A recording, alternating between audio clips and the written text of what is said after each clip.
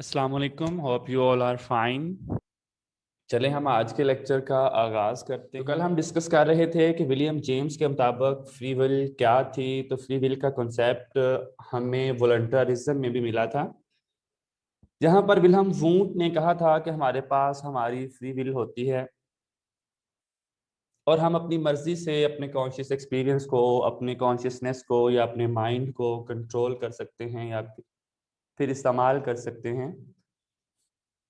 लेकिन इसी आइडियोलॉजी को, इसी कंसेप्ट को रिजेक्ट कर दिया था एडवर्ड टिचनर ने स्ट्रक्चरलिज्म में। उन्होंने कहा था कि हम अपने कॉन्शियस एक्सपीरियंस या माइंड को वॉलंटरली यूज नहीं कर सकते, कंट्रोल नहीं कर सकते। तो अब बात आती है विलियम जेम की। विलियम जेम ने कहा कि इस चीज को आप छोड़ दें कि फ्री विल जो है उसको मैयर किया जा सकता है या नहीं किया जा सकता ऑब्जेक्टिवली। लेकिन याद रखें, उन्होंने कहा था कि बगैर किसी डाउट के जो फ्री विल होती है ये सब्जेक्टिव एक्सपीरियंस होता है। हर एक इंडिविजुअल की ज़ात से रिलेटेड जो उसका एक्सपीरियंस होता है उसको हम फ्री विल बोलते हैं। और फ्री विल जो है वो इस इंडिविजुअल की सोशल लाइफ से असरअंदाज होती है, इफेक्ट होती है, क्योंकि फ्री विल जो है ये बेसिकली कॉन्शियस डिसीजन होता है जो कि इंसान शऊरी तौर पर फैसला करता है किसी भी एक आइडिया को एक्सेप्ट करने के लिए या रिजेक्ट करने के लिए। आइडिया से याद आया, प्रैग्मेटिज्म का जो कॉन्सेप्ट था वो मैंने आप लोगों को इन डिटेल बताया था कि विलियम जेम कहते थे कि हमारे पास कोई भी एक ऐसा आइडिया या कोई बंदा आए या कोई भी एक ऐसा आइडिया आए तो हमें इस बुनियाद पे उस आइडिया को रिजेक्ट नहीं करना चाहिए कि वो आइडिया स्टूपिड है या कि वो आइडिया हमारी समझ से बाहर है या कि वो आइडिया हमें सही नहीं लग रहा, बल्कि इस बेस पे हमें उसको एक्सेप्ट या रिजेक्ट करना चाहिए कि उस आइडिया की कोई यूजफुलनेस है या नहीं है, उस आइडिया का कोई कैश वैल्यू है या नहीं है, वो आइडिया वर्क करता है या नहीं। विलियम जेम्स कहते थे कि अगर कोई आइडिया वर्केबल है, अगर उसकी कैश वैल्यू है, अगर वो यूजफुल है तो उस आइडिया को बगैर सोचे समझे आप एक्सेप्ट करें, चाहे वो आइडिया जिस किस्म का भी हो। ये उनका प्रैग्मेटिज्म का कंसेप्ट था जो कि फंक्शनलिज्म की कॉर्नरस्टोन है और जिसको फंक्शनलिज्म का कोर भी कहा जाता है। तो फ्री विल में मैं बता रहा था कि इंसान शऊरी तौर पर फैसला करता है किसी भी एक आइडिया को एक्सेप्ट करने के लिए या रिजेक्ट करने के लिए, या किसी बिहेवियर को परफॉर्म करने के लिए या किसी बिहेवियर को एक्सेप्ट करने के लिए। तो according to William James, free will याद रखिएगा एक सब्जेक्टिव एक्सपीरियंस है और ये इंसान की सोशल लाइफ पर असरअंदाज होती है। फ्री विल एक कॉन्शियस डिसीजन है जो कि हम लेते हैं किसी भी आइडिया, बिहेवियर को एक्सेप्ट या रिजेक्ट करने के लिए। और अकॉर्डिंग टू विलियम जेम्स जो फ्री विल होती है ये एक वैलिड कंसेप्ट है, ये एक ट्रू कंसेप्ट है। नेक्स्ट कॉन्सेप्ट हमारे पास आ जाता है William James aspect of consciousness के। विलियम जेम्स ने जो कॉन्शियसनेस के एस्पेक्ट्स बताए थे, पहलू बताए थे, वो क्या है।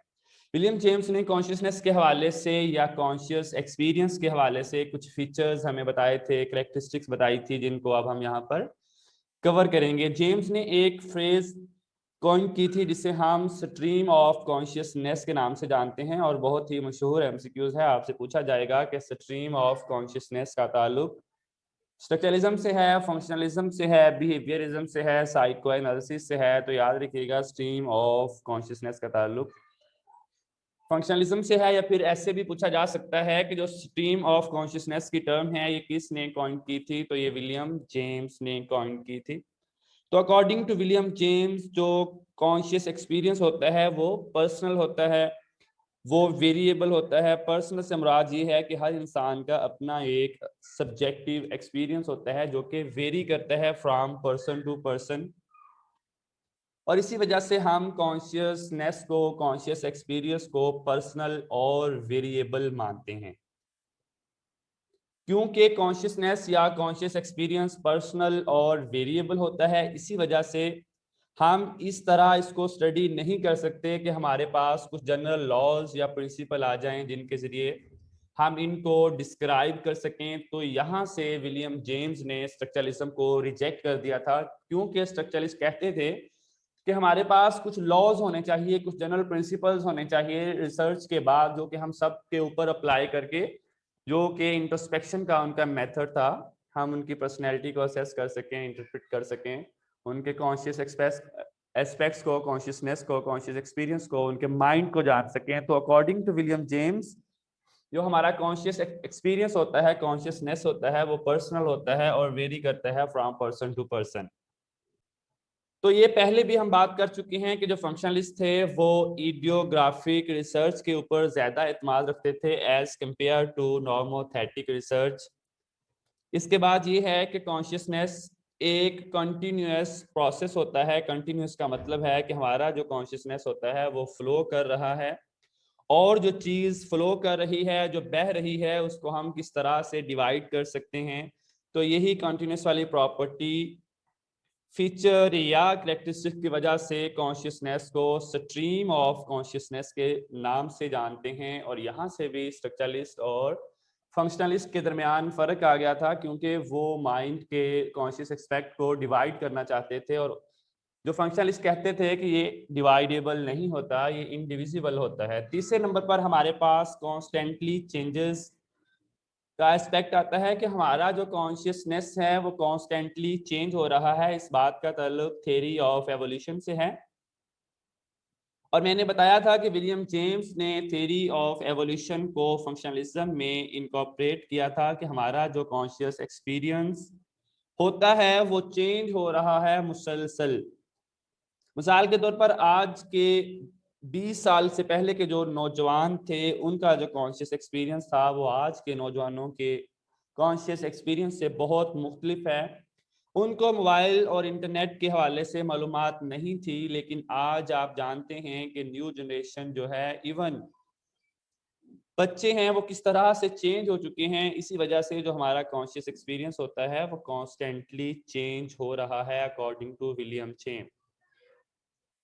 तो सबसे पहले हमने देखा कि कॉन्शियस एक्सपीरियंस पर्सनल होता है, वेरिएबल होता है, फिर देखा कि कंटिन्यूअस होता है, फिर जाना कि कॉन्स्टेंटली चेंज हो रहा है। इसके बाद फोर्थ नंबर पर यहाँ पर जो प्रॉपर्टी है वो मैं पहले ही डिस्क्राइब कर चुका हूँ, बता चुका हूँ कि पर्सनल के साथ साथ वेरिएबल भी होता है हमारा जो कॉन्शियस एक्सपीरियंस है, और हम वेरिएबल को डिस्कस कर चुके हैं। Person to person conscious experience vary करता है। फिफ्थ नंबर पर सिलेक्टिव है कि हमारा जो कॉन्शियस एक्सपीरियंस है या कॉन्शियसनेस है वो सिलेक्टिव होता है।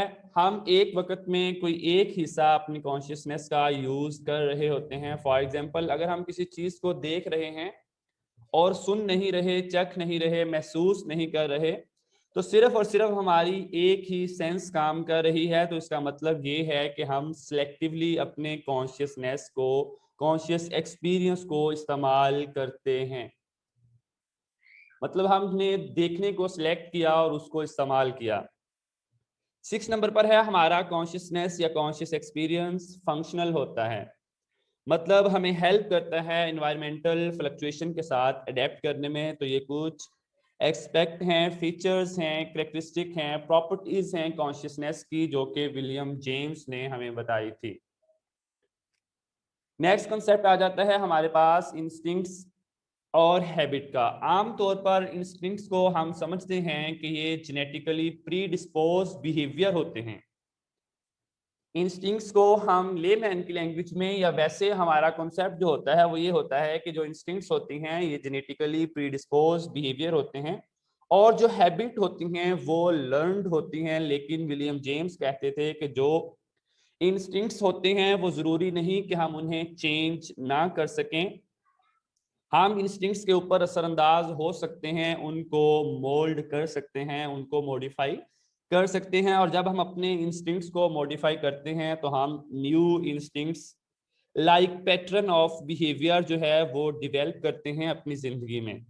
और उन new instinct like behaviour pattern को विलियम जेम्स हैबिट्स का नाम दिया करते थे। और इस सिलसिले में उनका कहना यह था कि हर वो नया बिहेवियर जो कि आप सीखते हैं और उसे अपनी जिंदगी में लेकर चलते हैं, उसको हमने हैबिट कहना है।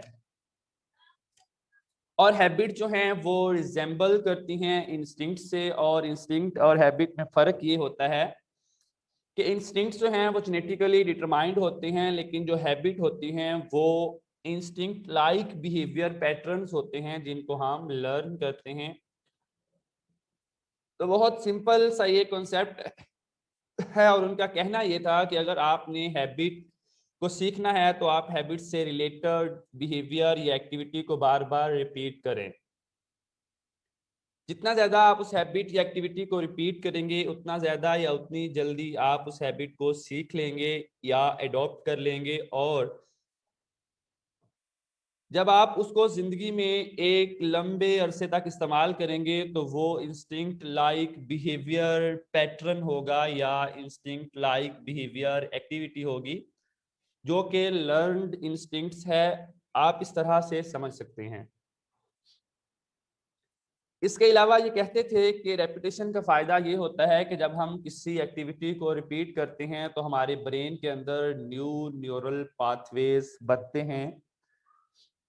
तो आप यहाँ पर देखें कि विलियम जेम्स ने उस जमाने में हैबिट फॉर्मेशन में रोल ऑफ न्यूरोफिजियोलॉजी का जिक्र किया था कि जो हमारे न्यूरॉन्स हैं और जो उनके दरमियान कनेक्शन होते हैं उनका एक रोल होता है, उनकी एक कंट्रीब्यूशन होती है in the formation of habits. और आज जानते भी हैं हम कि जब हम किसी नई एक्टिविटी के अंदर इंगेज्ड होते हैं तो नए न्यूरल कनेक्शंस बनते हैं, नए साइनेप्टिक कनेक्शंस बनते हैं, पाथवेज बनते हैं। तो इन एक tendency to do something instinct है, और अगर हम कोई ऐसा बिहेवियर लर्न करते हैं जो कि हम देर तक लेकर चलते हैं अपनी जिंदगी में, तो वो इंस्टिंक्ट लाइक एक्टिविटी या बिहेवियर कहलाता है, जिसको विलियम जेम्स ने हैबिट्स का नाम दिया था। और हैबिट को एक्स ऑफ रीजन भी कहा जाता है। ये बात याद रखिएगा कि हैबिट को एक्स ऑफ द रीजन भी कहा जाता है। इसलिए विलियम जेम्स समझते थे कि हैबिट फंक्शनल होती हैं और हेल्प करती हैं इन्वायरमेंटल फ्लक्चुएशन के साथ अडेप्ट करने में या फिर अपने आप को एडजस्ट या अकोमोडेट करने में। इसके अलावा विलियम जेम्स कहते थे कि to as you wish to become, ये लाइन जो है वो याद रखिएगा कि act as you wish to become, जो आप बनना चाहते हैं उस तरह से करना शुरू कर दें। तो ये बहुत इंपॉर्टेंट कोटेशन है विलियम जेम्स की, और इस कोटेशन का ताल्लुक जो है हैबिट फॉर्मेशन से है या हैबिट से है। Act as you wish to become, जो बनना चाहते हैं उस तरह से एक्ट स्टार्ट कर दें, उस तरह से करना स्टार्ट कर दें। एमसीक्यूज में पूछा जा सकता है कि विलियम जेम्स ने ये किसके रेफरेंस में कहा था कि act as you wish to become. ये उन्होंने कॉन्टेक्स्ट ऑफ हैबिट में कहा था विलियम जेम्स ने। नेक्स्ट, बिहेवियर को एक्सप्लेन करने के लिए विलियम जेम्स ने एक थ्योरी दी थी जिसे हम आइडियोमीटर थ्योरी ऑफ बिहेवियर के नाम से जानते हैं। तो याद रखिएगा विलियम जेम्स ने आइडियोमीटर थ्योरी ऑफ बिहेवियर दी थी। पीपीएससी में पूछा जाएगा कि आइडियोमोटर थ्योरी ऑफ डैश, बिहेवियर आ सकता है, इमोशन आ सकता है, कॉग्निशन आ सकता है। तो आइडियोमोटर थ्योरी ऑफ बिहेवियर थी। आइडियोमोटर थ्योरी ऑफ बिहेवियर हमें बताती है कि जो हमारे न्यूरल इवेंट्स जो हैं वो कॉज करते हैं या हमें लेकर जाते हैं थॉट की तरफ, थॉट लेकर जाती है बिहेवियर की तरफ। लेकिन अकॉर्डिंग टू विलियम जेम्स हम इंटरवेंशन कर सकते हैं उस वक्त जब थॉट डिराइव कर रही हों बिहेवियर को, और अपनी मर्जी से हम डिसाइड कर सकते हैं कि गिवन थॉट्स के होते हुए हम किसी बिहेवियर को परफॉर्म करें या ना करें, या फिर किस किस्म के बिहेवियर को परफॉर्म करें और किस किस्म के बिहेवियर को परफॉर्म ना करें।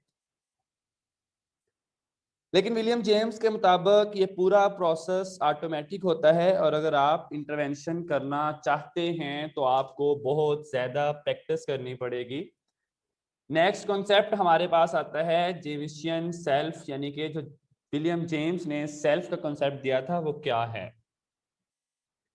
कि विलियम जेम्स के नज़दीक सेल्फ का कॉन्सेप्ट क्या था। तो विलियम जेम्स के नज़दीक हमारी सेल्फ जो है वो एम्पिरिकल सेल्फ होती है, या दूसरे अल्फाज में द मी ऑफ पर्सनैलिटी होती है, हमारी शख्सियत का मी होती है या मैं होती है, एम ई मी।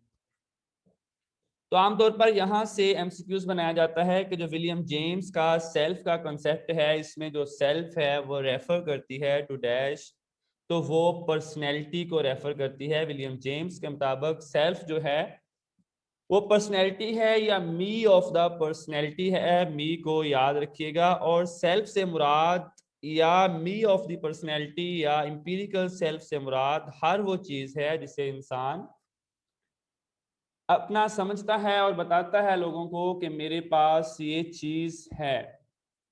उसमें कोई भी चीज हो सकती है, घर है, रिश्तेदार है, माँ बाप हैं, बहन भाई है, प्रॉपर्टी है, दौलत है, हर वो चीज जिसको इंसान जो है वो नेम दे सके कि उसके पास है, वो अपना कह सके, वो इंसान की सेल्फ कहलाती है। अब विलियम जेम्स ने इस एम्पिरिकल सेल्फ को 3 कंपोनेंट में डिवाइड किया था, 3 कंपोनेंट दिए थे। उन्होंने कहा था कि जो हमारी सेल्फ होती है वो 3 टाइप की होती हैं। नंबर 1 पर मटेरियल सेल्फ है, नंबर 2 पर सोशल सेल्फ है और नंबर 3 पर स्पिरिचुअल सेल्फ है।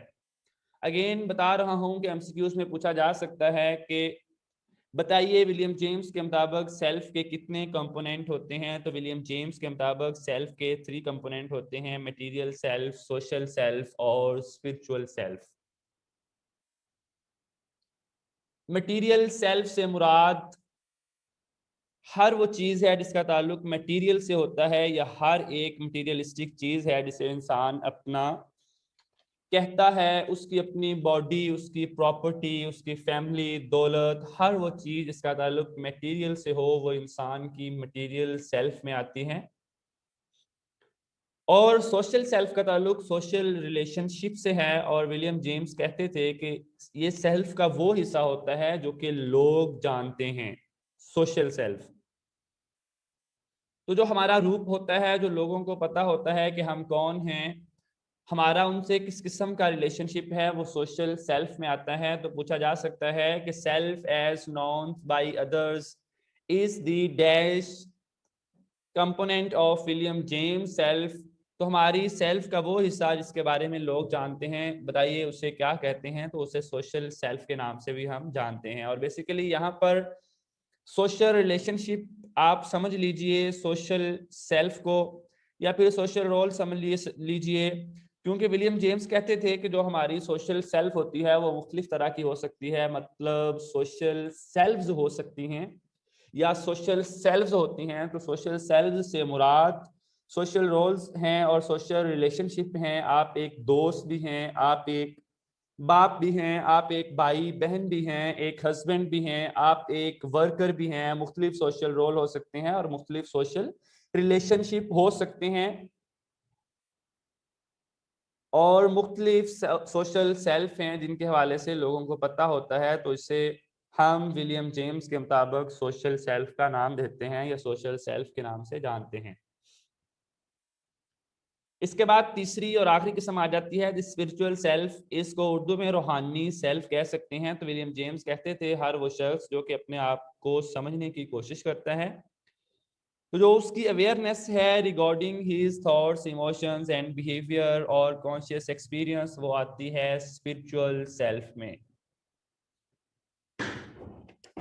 कि वो कौन है, उसका पर्पस क्या है, उसकी रियलिटी क्या है, इस तरह की तमाम चीजें जो हैं वो स्पिरिचुअल सेल्फ में आ जाती हैं। काइंडली तो हम स्पिरिचुअल सेल्फ को डिस्कस कर रहे थे और मैं बता रहा था कि स्पिरिचुअल सेल्फ को हम रूहानी सेल्फ भी कहते हैं। और अवेयरनेस होती है ये इंसान की रिकॉर्डिंग थॉट्स, इमोशंस और बिहेवियर के हवाले से।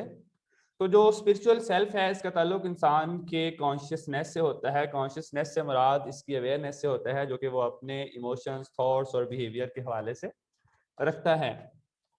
अगर हम इन शॉर्ट देखें तो इन शॉर्ट हर मादी चीज इंसान की जिंदगी में उसकी मटेरियल सेल्फ बनाती हैं और जो उसके ताल्लुकात होते हैं, उसके रोल्स होते हैं, जो उसकी सोशल सेल्फ होती है वो उसका सोशल सेल्फ में आती है। और जो उसकी अवेयरनेस होती है regarding his her thoughts, consciousness, conscious experience, emotions और बिहेवियर और एग्जिस्टेंस और सब्जेक्टिव रियलिटी के हवाले से, वो इसकी स्पिरिचुअल सेल्फ कहलाती है। तो एम्पिरिकल सेल्फ को हम द मी ऑफ पर्सनैलिटी या मी कहते हैं। ये वो सेल्फ होती है जिसके बारे में इंसान को आम तौर पर पता होता है, लेकिन ये बात करते हुए विलियम जेम्स ने कहा था कि एक और सेल्फ का एस्पेक्ट होता है या एक और तरह की सेल्फ भी होती हैं जिसको उन्होंने द आई का नाम दिया था। और हमने अभी तक जो डिस्कस किया वो एम्पिरिकल सेल्फ है। और एम्पिरिकल सेल्फ क्या होती है? हमारा द मी ऑफ पर्सनैलिटी या मी कहते हैं हम इसे, कि वो सेल्फ होती है जिसके बारे में इंसान को आमतौर पर पता होता है। लेकिन ये बात करते हुए विलियम जेम्स ने कहा था कि नहीं जी, सेल्फ का एक और कॉन्सेप्ट भी है, सेल्फ का एक और कंपोनेंट भी है, सेल्फ का एक और एस्पेक्ट भी है जिसे हम आई बोलते हैं या दी आई बोलते हैं, जिसके बारे में इंसान को पता नहीं होता। तो यहाँ से हम आखिर में कंक्लूड करते हैं कि विलियम जेम्स के मुताबिक सेल्फ दो तरह की होती है, एक वो जिसके बारे में इंसान को पता होता है, दूसरी वो जिसके बारे में इंसान को नहीं पता होता। तो सेल्फ की वो किस्म जिसके बारे में इंसान को पता होता है उसे हम दी मी बोलते हैं, और सेल्फ की वो किस्म जिसके बारे में इंसान को पता नहीं होता उसे हम दी आई बोलते हैं। इस कंसेप्ट को सेल्फ एज नॉन और सेल्फ एज नोअर के नाम से भी जाना जाता है।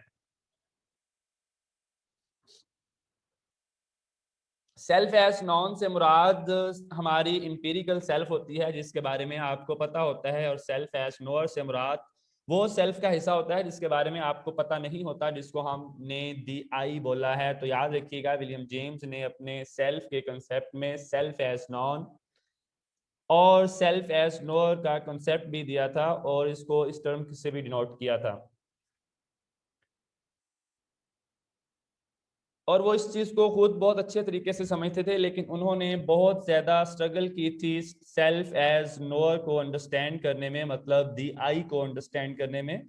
उन्होंने बहुत ज्यादा मेहनत की थी कि वो कौन सा हिस्सा होता है जिसको हम नहीं जान पाते हैं जो कि आई होता है, या इसको हम सेल्फ एज नोअर के नाम से जानते हैं। और इस कंसेप्ट को एक और अंदाज से भी समझा जाता है कि सेल्फ का